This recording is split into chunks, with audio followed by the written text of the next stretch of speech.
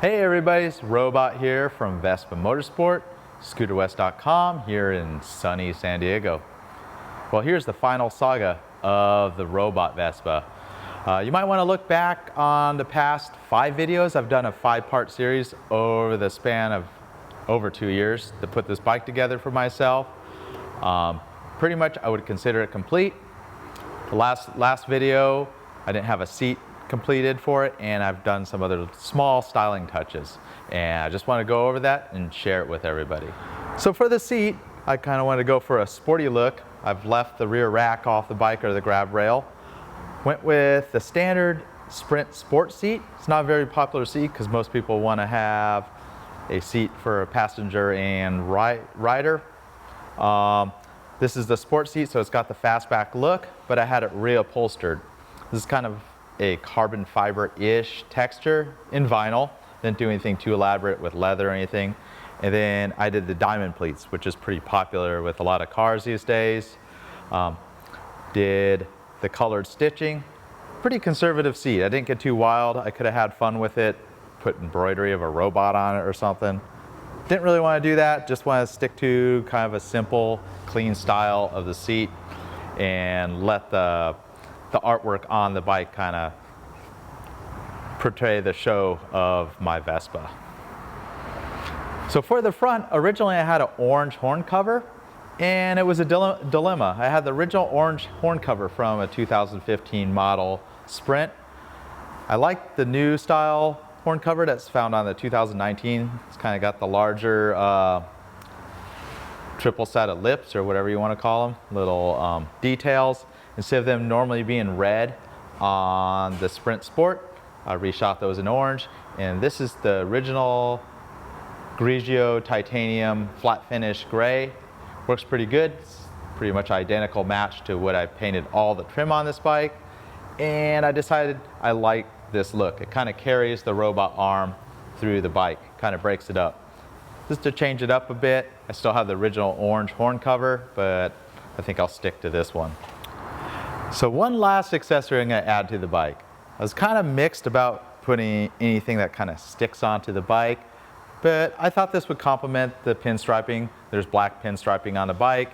It will also help break up the front lenses. I don't really want to do them with the rear. This is a SIP exclusive part number MV400091. They also come in chrome, which I'm not really a fan of, but the black one looks pretty cool. I went ahead and cleaned the front lenses that I painted orange, or kind of a translucent amber orange, and I'm going to put these on. So you can kind of line them up, clean the lenses really well with like rubbing alcohol of some sort, just to get any of the residue off it. It has 3M self-adhesive tape on it. Go ahead and pull the strips off this, and you want to get it adhered to the lens perfectly straight. You only get one try. I don't think you'll be able to remove this without making a mess of the adhesive or the painted finish on my lens. So kind of get down there. I like that the lights are on. It kind of helps. Kind of, you could see it just pretty much just goes right inside, shows a little bit of the lens. I'm just eyeballing that edge.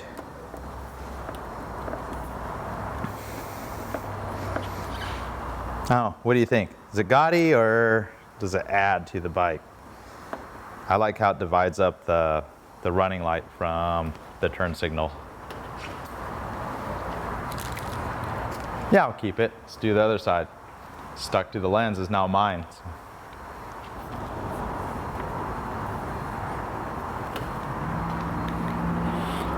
So there we go. Last bit of customization. Now it's time just to ride it. So far I've ridden around, I have about 300 miles, 500 kilometers on the engine. Probably need to do a brake and oil change. Keep in mind it's got a cylinder kit on it, so it's pretty quick for a 150, originally a 150 Sprint. I've even taken it on the highways here. Seems to comfortably do 70 miles an hour.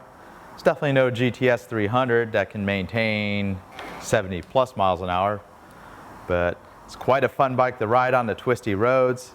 I could tell you almost more than the suspension upgrades is the swing arm upgrades with the polyurethane bushing. Kind of transmits a lot more vibration from the engine through the frame, but gives the scooter a real solid feel in the turns because very little flex of the rear engine hanger.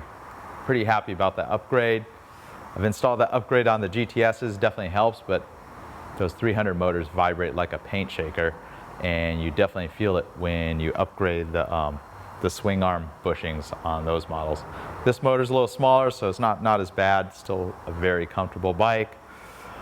Pretty happy with it. Hopefully I'll do some cool trips. It's kind of my every fifth Sunday kind of riding bike. Not something I'm gonna use all the time. If you looked at our Instagram photos, I think there's a picture of it in my living room at one point. Didn't have room in the garage, had to clean out the garage. Too many scooters in there. So there's my robot bike, all finished up. Time to enjoy it. Till next time, it's Robot here. Follow us on Instagram, Vespa Motorsport. Follow me, Robot Vespa. Subscribe to our channel, that really helps out. I think we're right at 50,000 subscribers. Pretty excited about that. I have lots of videos with, over 250,000 views. I want to continue making cool videos, especially the how-to ones. I know I've been kind of lacking on some of those.